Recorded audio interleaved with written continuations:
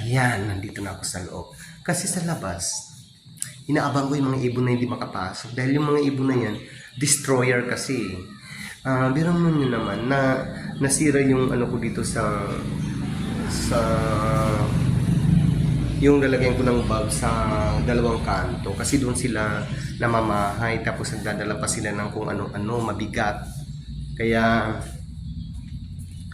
ayun. Naghihintay ako ng tubig. Mahirap ang ano dito, tubig. Oh.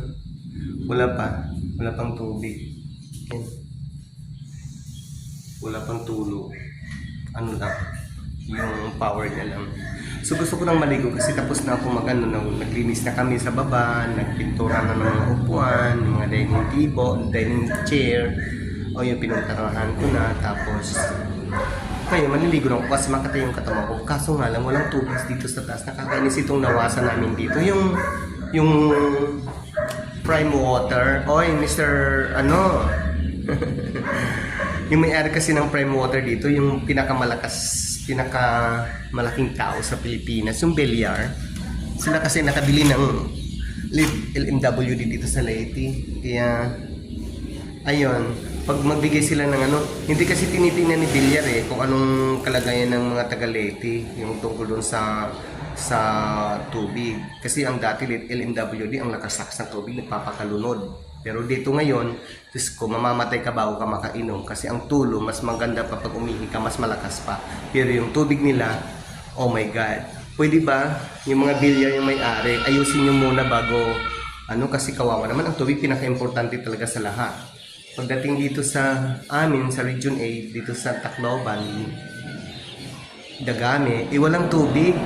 Dito sa bahay ko, yung hindi makaakyat ang tubig. Kahit nga doon sa baba, hindi makaakyat ang tubig kasi parang malakas pang ihi ni Beliar. Oy Beliar, ayusin mo na dito sa Region 8 yung Leyte Metropolitan Water District kasi ikaw naman ang bumili nito. Kailangan ayusin mo rin kasi nandito na nga sa amin ang source ng water pero kami wala pa. Kahit dito sa taas, nagpatak-patak wala pa. Hating gabi na siya dumarating. Ano ba yan, Beliar? Ang dami-dami nyo ng dati-rati LMWD dito hanggang makalunod ang awas ng tubig. Nagbabaha dito sa bahay, sa taas. Pero ngayon, Beliar, hating gabi, madaling araw na nakakarating yung tubig. Minsan wala pa. Kahit tanghali dito wala na. Sige, sabihin nyo. Ang daming comments ng prime water nyo dito sa Region 8, dito sa Tacloban, dito sa Dagami. Ang source ng water dito sa Dagami, pero dito na nga ang source, pero kami walang tubig. Ano ba yan, Manny Beliar? Cynthia Beliar. O lahat ng mga Beliar, ayusin nyo yung prime water dito sa Leyte, dito sa Tacloban. Kasi kawawa naman yung mga tao katulad yung mainit, walang tubig na nakakarating sa amin. Ang bayad namin, okay naman, pero yung mga tubig na inaano nyo, hindi naman nakakarating. Ayusin nyo naman.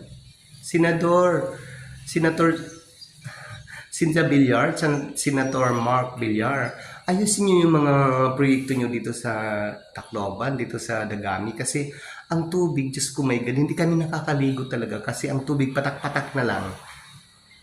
Dati-rati hindi yan ganyan, yung LMWD. Kaso ngayon lang, kayo nang may-ari ngayon, ayusin nyo please naman, mga senators, mother and son, dito. Kasi importante yung tubig natin dito. Importante sa panahon ngayon kasi very hot. Kailangan ng tubig. So yun lang po, panawagan ko po sa mga Beliar. Kasi sila may-ari ng prime water dito. Kahit sino ka magtanong, kahit sinong tanongin mo, kahit sa Tacloban, Palo, Tanawan, Dagami, Burawen, ang tubig ninyo ay patak-patak na lang. Mas malakas pang mga iihin ninyo. Oo. Dumarating dito sa bahay yung tubig sa taas. Alam nyo kung anong oras na? Alas 3 ng madaling araw. Walang may makakaligo. Walang makakapupo kasi magbabaw yung CR. Pag walang, ibubuhos. Kaya ayusin nyo muna, Manny Beliar, Senator Cynthia Beliar, Senator Mark Beliar. Siyempre, mga idol ko kayo. At saka kailangan makatulong din kayo sa amin, mga Pilipino, mga waray-waray. Kasi kailangan namin ng tubig. Dito ang source sa amin, kami pang wala. So yun lang po, sana po mapanood ito ng mga Beliars. Prime water.